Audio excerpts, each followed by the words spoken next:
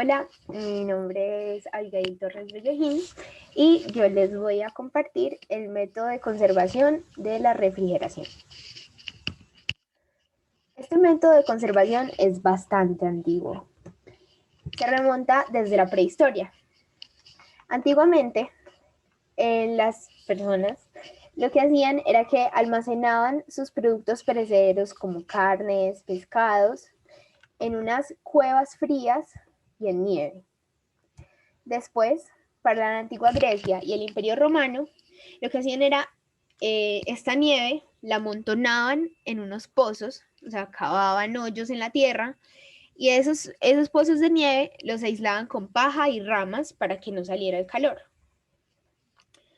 Después, en el antiguo Egipto, lo que hacían era hacer vasijas de arcilla y las llenaban de agua y las tapaban, las ponían en lechos de paja, como ya sabemos, para que no salga el calor. Y esto lo dejaban durante toda la noche con los alimentos. En la Edad Media, específicamente en la India y en la península ibérica durante el periodo musulmán, se empezaron a utilizar los primeros procesos químicos con nitrato sódico y nitrato de potasio para enfriar el agua, disminuir la temperatura del agua. Y en el siglo XV, Blas Villafranca, que era un médico español de Roma, descubrió que con una mezcla de agua y sal, esta se podía congelar. En la Edad Moderna, vamos para el año 1715, Fahrenheit estableció el cero en su termómetro al hacer una mezcla de nieve y nitrato amónico. Y en 1748, Guillermo Collen va a desarrollar el primer método de refrigeración artificial al dejar éter etil hervir en un vacío parcial. Por último, Priestley descubrió las propiedades refrigerantes del amoníaco y el dióxido de carbono. Luego, para la edad contemporánea, es donde va a surgir la refrigeración mecánica, que es la que conocemos hoy en día. Y esta se basa en la expansión de un fluido mediante su evaporación. Oliver Evans, en 1805, diseñó la primera máquina que usaba un líquido, en vez de usar un líquido refrigerante, usaba vapor. Luego John Gorrie, en 1842, diseñó una máquina de refrigeración que comprimía el gas, lo enfriaba a través de bobinas de radiación y después lo ampliaba. Y eso hacía que bajara la temperatura.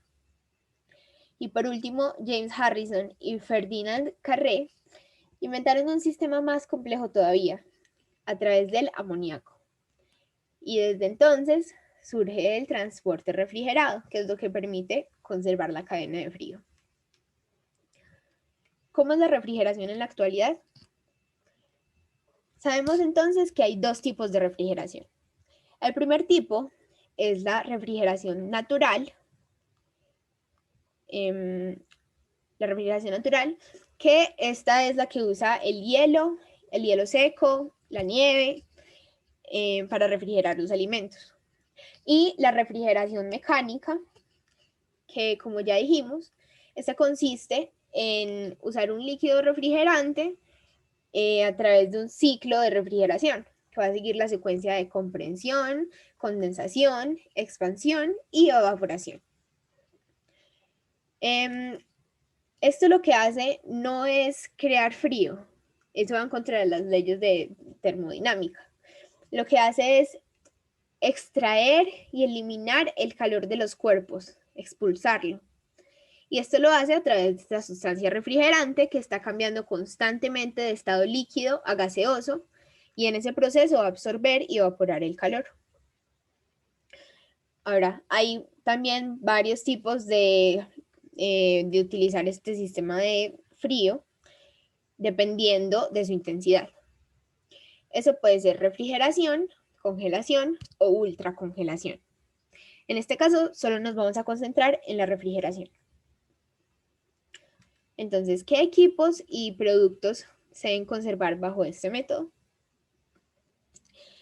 Todo alimento que tenga el nivel de pH y el activity water o la actividad de agua dentro de la zona de riesgo debe ser refrigerado.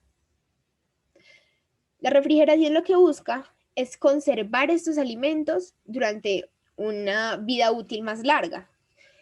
Y esta extensión de la vida útil lo hace al ralentizar el crecimiento de los microorganismos y disminuir la velocidad de las reacciones químicas y enzimáticas del alimento por sí solo. Esto se debe hacer en una temperatura y humedad uniforme que oscila entre 0 y 4 grados centígrados. Una ventaja de la refrigeración es que esto no va a conservar las cualidades nutritivas y organolépticas de los alimentos, es decir, estas no se van a alterar, se van a conservar frescos, solo que la vida útil va a ser mayor.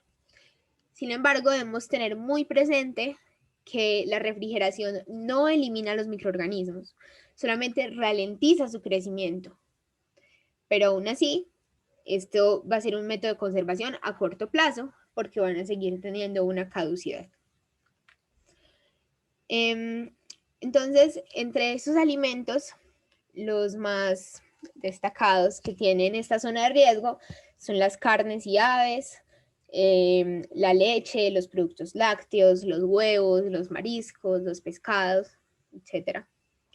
Y también se pueden refrigerar alimentos que no se disecan o no se enlatan, que estos son otros métodos de conservación. Y con el fin de refrigerarlos es para mantenerlos frescos, como por ejemplo las frutas y verduras, el queso, el yogur, la salsa sin cocinar, la leche de soya, etc. Entonces, vamos a hablar sobre el procedimiento de la refrigeración. ¿Qué debemos tener en cuenta para poder utilizar este método de conservación correctamente? Primero, vamos a hablar de la regeneración de los productos refrigerados.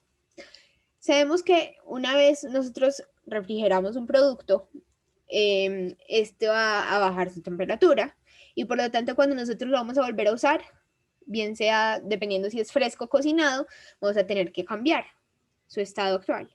Por ejemplo, en el caso de los frescos, generalmente lo que hacemos es que los sacamos para cocinarlos o para comer, pues para servirlos. Lo que debemos hacer es que todo el tiempo estos alimentos frescos no se les puede romper la cadena de frío.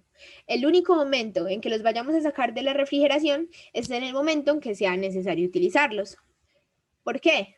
Porque si nosotros rompemos esta cadena de frío, vamos a causar que la temperatura suba y entre en la zona de riesgo, que está entre 5 grados y 65 grados. Y en el momento en que entra a la zona de riesgo, estamos en puntos críticos en donde está la proliferación de microorganismos. Y entonces vamos a aumentar muchísimo más la carga de microorganismos que tiene ese alimento. Por otro lado, para los alimentos ya cocinados que vamos a meter en la cámara de frío, cuando nosotros los saquemos para calentar y consumir, esta cocción debe ser a más de 65 grados y del método que se desee, a baño María, en un horno seco, de vapor o mixto, en microondas, como se desee. Sobre las cámaras de refrigeración, debemos tener muy en cuenta que, como ya dijimos antes, la temperatura y la humedad tienen que ser constantes. Entonces, estos equipos de frío deben ser controlados para que no se vayan a perjudicar los alimentos. Es recomendable que se tengan cámaras separadas para cada alimento, ya que, como vamos a ver a continuación, los alimentos necesitan una temperatura y una humedad distinta dependiendo de su naturaleza. Por ejemplo, para las frutas y verduras necesitamos conservarlas a 8 grados centígrados y con un 85 a 95% de humedad. En el caso de las carnes, deben estar a menos de 4 grados, porque ya sabemos que la carne tiene un alto riesgo de infección de microorganismos y su humedad es más baja, de 75 a 85%. Los pescados y mariscos también deben tener una temperatura baja de 0 a 2 grados y 90% o más de humedad. Al revés. Los lácteos y huevos entre 0 y 4 grados de normal de refrigeración y 75-85 grados de humedad. Y por último, los productos ya elaborados o cocidos deben conservarse a menos de 3 grados. Ahora es muy difícil en un hogar nosotros tener tantos equipos o cadenas de cámaras de frío para cada alimento. Entonces, ¿qué es lo que hacemos? En una sola cámara conservamos todos los alimentos entre el rango de 0 a 4 grados. Sin embargo, es recomendable, por las razones que acabo de decir, tener cámaras de refrigeración separadas y adaptadas para cada alimento. Ahora es necesario tener buenas prácticas de manufactura en el caso de la refrigeración.